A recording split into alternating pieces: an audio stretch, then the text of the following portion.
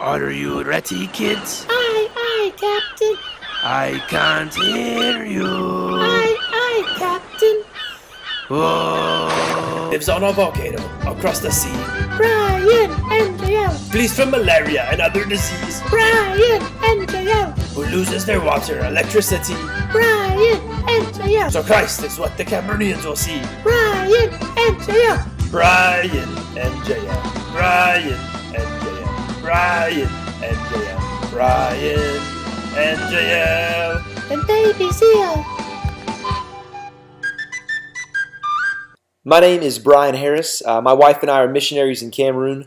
Pretty excited to share the mission with you in this fashion. I wish I could be there with you, but I'm currently at another camp, Mountain View Christian Camp up in Dansville, New York. So it's my first time here as well. But we're back in the States. My wife had a beautiful baby. Her name is Zeal Atlas Harris. Pretty exciting. This is my first child. We're having a daughter. And now we're getting ready to move back to Cameroon in either late September or early October, depending on paperwork with Zeal. But in Cameroon, we've got lots of different ministries. We've got a school ministry, which is our main way to discipleship. We've got a gym ministry, which is our main way to outreach to the public. And then we also have a village ministry that we do on Wednesdays and Sunday nights. So I'd like to go through a little bit of that with you. So my hope is that in this little 20-minute section that I give you some information, some details, I encourage you some, and let you know a little bit what it's like to live in Cameroon. This is the world. In the middle of this map, you'll see the continent of Africa. In the armpit of Africa, you'll see the country of Cameroon. And towards the coast, near Nigeria, you will see the city of Boya.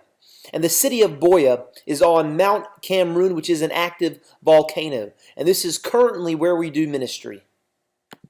This is what it looks like from our front yard. You can see the volcano in the background. You can see the clouds dense in the sky.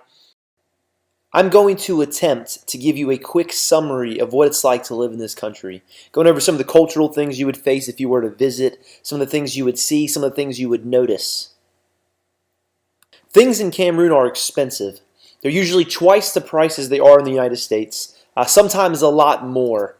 The currency in Cameroon is francs, and it's 500 francs per $1 American dollar. This is monsters. We have in the United States, maybe $2.50 a can. Here, if you notice, they're 3,990 francs per can. That is roughly $8 per can. Now, for whatever reason, Red Bull, they're the same price, but other than Red Bull, Tic Tacs, and mangoes, everything else is more expensive. Here we have gummy bears for 1,500 francs, so that's $3 for a bag of gummy bears, probably be $1 anywhere in the States. So in Cameroon, they don't really understand germ theory at all, where germs come from, that they exist, how they can spread. And so, for instance, if you go to the bakery, you pick out the bread you want.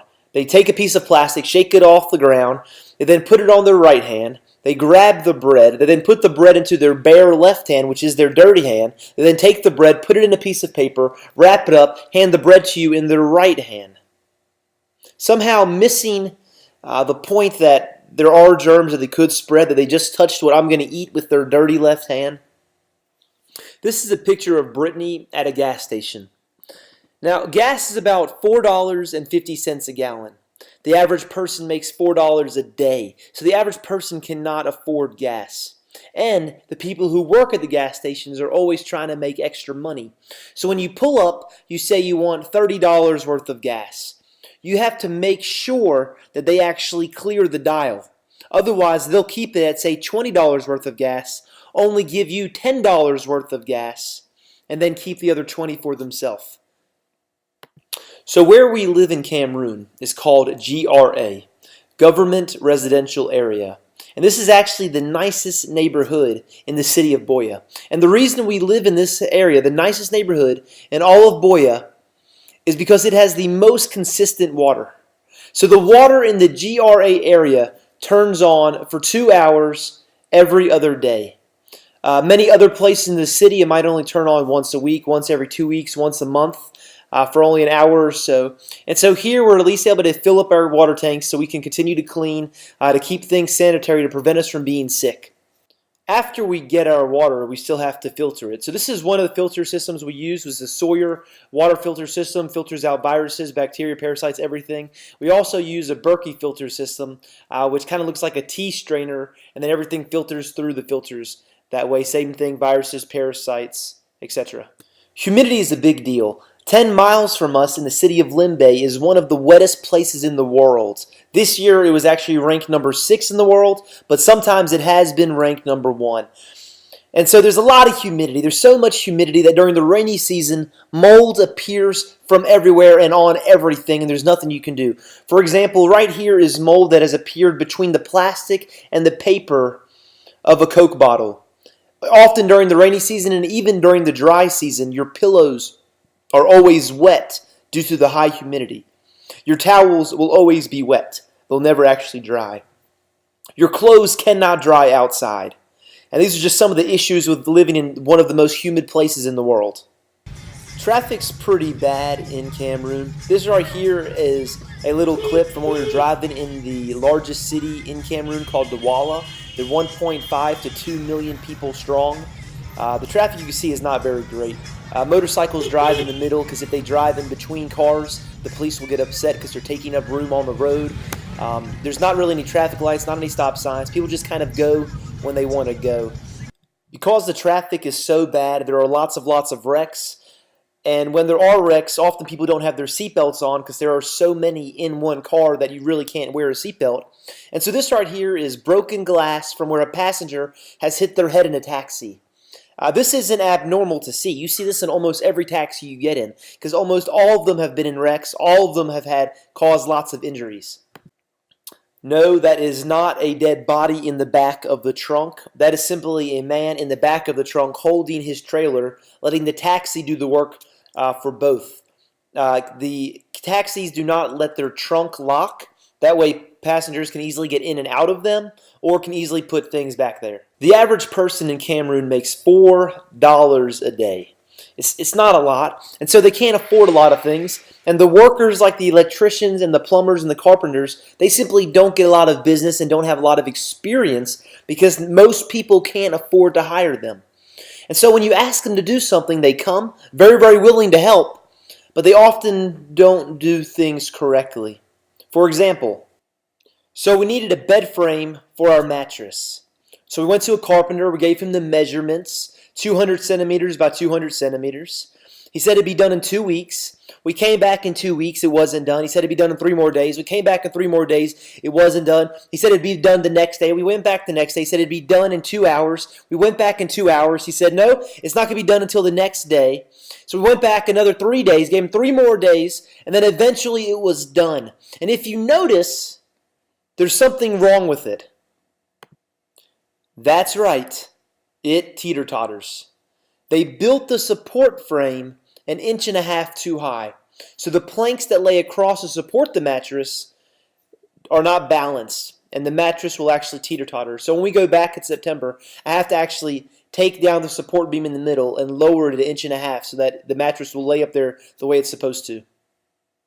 Because of the high humidity and because it's difficult to get things to dry, and if they do dry outside, these flies will lay eggs in them, and then when you do put it on, the eggs will come and they'll actually burrow worms into your skin. You have to pop them out. So the safest thing to do is just dry them in a dryer. The locals don't have that option. The locals also get very, very sick because of this type of thing. And so we get a dryer. We have to have an electrician come to make sure it's all hooked up properly, or else something might catch on fire. Not realizing that the electrician would actually cause a fire. Here's an example of that. So after the electrician hooked everything up, the dryer was running for about 20 minutes, and the adapter he used was not high enough quality, and it caught on fire. Hopefully I haven't sounded too negative yet. I know the culture, the country, it's really difficult to live in. Life expectancy is 22 years less than it is in the United States. So people die at 55 as opposed to 75, 85 where they do in the United States. 30% of the deaths, the people have HIV or AIDS. And so it's a difficult place to live, but what keeps us going is the ministry, the discipleship that happens in the schools, the evangelism that happens in the gym, the encouragement we get to do to the saints in the villages. These are the types of things that we really enjoy. These are the types of things we're there for. And these are the school kids. The one in the front left with the Elmo shirt, that is Emmanuel. The one in the back left with the blue card, his name is Joshua. The one to the right of him with the orange card, his name is Brian. Beside him is Hannah. In front of Hannah is Jonathan. Those are two Jeremiah and Brittany's children. They're two of the missionaries we're working with. And then the girl to the far right, her name is in the yellow. Her name is Nalum. These are some of the kids again. This is Joshua again in the back, Emmanuel with the purple sleeves, and Jonathan in front. This is what the schoolroom looks like. The curriculum we use is called ACE, stands for Accelerated Christian Education. It's sort of run like an extended homeschool. So the kids have their paces, these little booklets, and as they work through them, they get another booklet. And if they work through all 14 booklets, they then go to the next grade. So they work at their own pace. If they need help, they raise their hand. We come to them, we give them individual tutoring to make sure they understand what they're reading, what they're doing. This ensures that they're able to get through the material and understand what they're learning. Joshua is a great student of ours, but as he does the paces, he likes to sing. And so I was lucky enough to catch him singing just a little bit. One of the classes we teach is PE. And if it rains, well, PE must still go on. So this is me teaching PE inside. Go!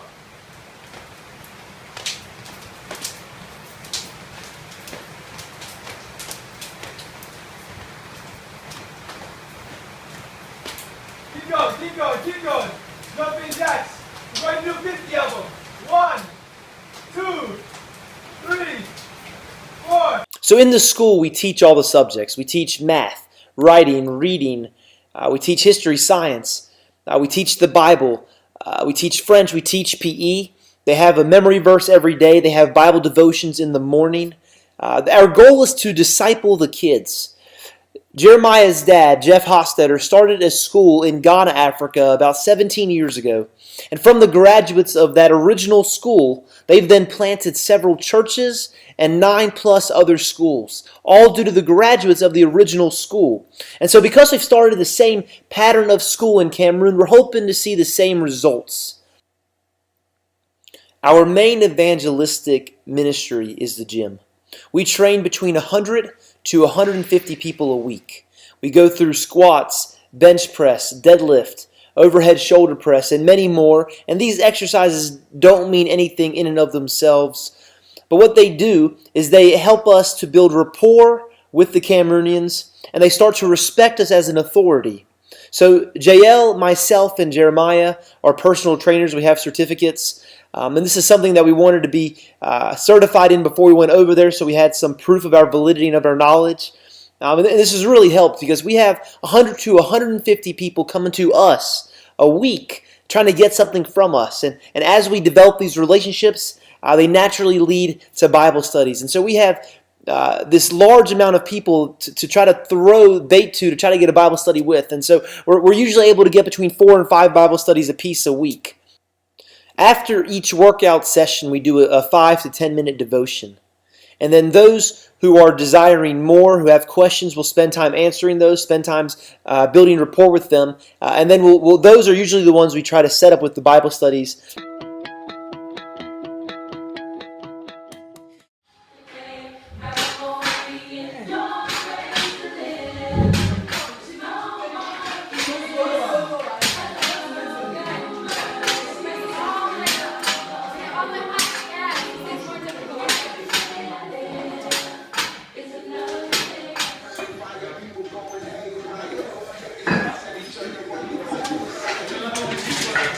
This is Peter Nosta. This is one of the Bible studies I've been doing at the gym. I've got another guy named Marvin, another guy named Gerald, another guy named Unique. So there's several that we've been doing them with, but this is just one of the many contacts that we've made just through this outreach at the gym. So our third branch of ministry is village ministry. We preach on Sunday mornings, and then we also preach Wednesday afternoons. This is right here is a clip of me preaching in the city of Moya.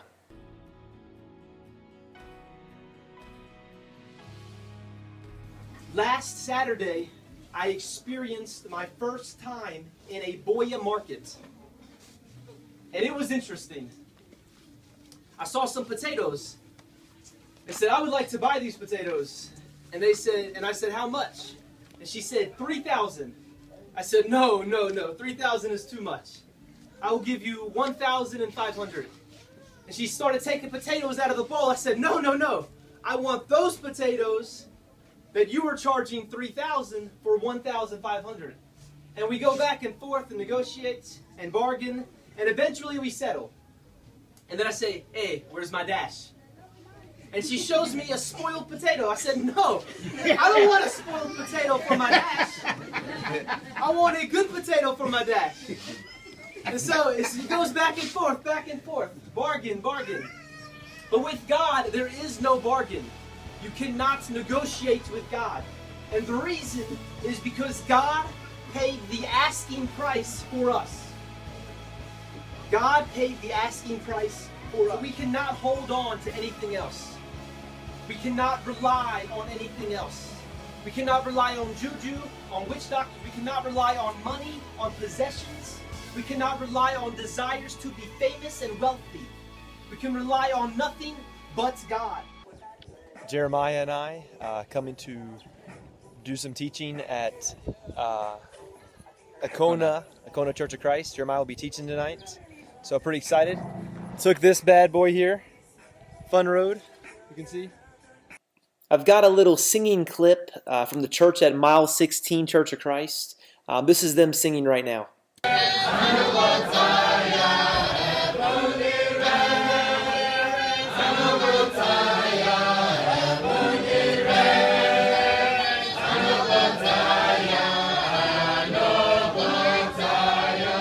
This is a picture of what it looks like right outside Mile 16 Church of Christ. You can see Jeremiah on the far right, continuing to answer questions about the study that morning.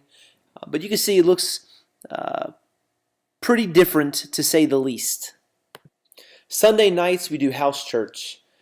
So we're hoping this will actually develop into a local community church. It has to happen organically because it's actually against the law for us to start a church there. But if the locals decide to start it, then it's fine. But these are some of the people in the house church. Right now we have between 7 to 21 people. There's a large variation of different people that come to it. But it's been growing. It's been very exciting. We've been going through the book of Romans. Jeremiah and I and George will alternate in teaching at this. These are how some of them travel to the house church. Sometimes they'll even fit 5 of them on the motorcycle as well. We really appreciate you guys supporting us, being willing for me to communicate this way. Hopefully this video has been informative and overall that encouraging. I ask that you'll pray for us. You'll pray for the rest of our travels while we're in the States, that you'll pray for the school, that the kids continue to grow. We're going to have 14 new students coming up in August, so we're going to need lots of prayer with that, getting all the parents to agree to keep them in here permanently, that they'll continue to be discipled, that the gym ministry will continue to grow. I will continue to be able to find Bible studies and disciple people in the gym, that the preaching ministry will go well, that this new church we're hoping to plant will also kick off. Just please keep us in prayers. There's lots of things that we need. People get sick all the time there, and it really delays the ministry. So if you can also please pray for our health. I had malaria while I was there, and now I'm coming with an infant, and I really do not want Zeal to get malaria. So please pray for our health as well. I pray that God will continue to use us, that He'll bless the ministry, and that His kingdom and Him will be glorified because of our devotion to Him. Thank you so much for all that you're doing.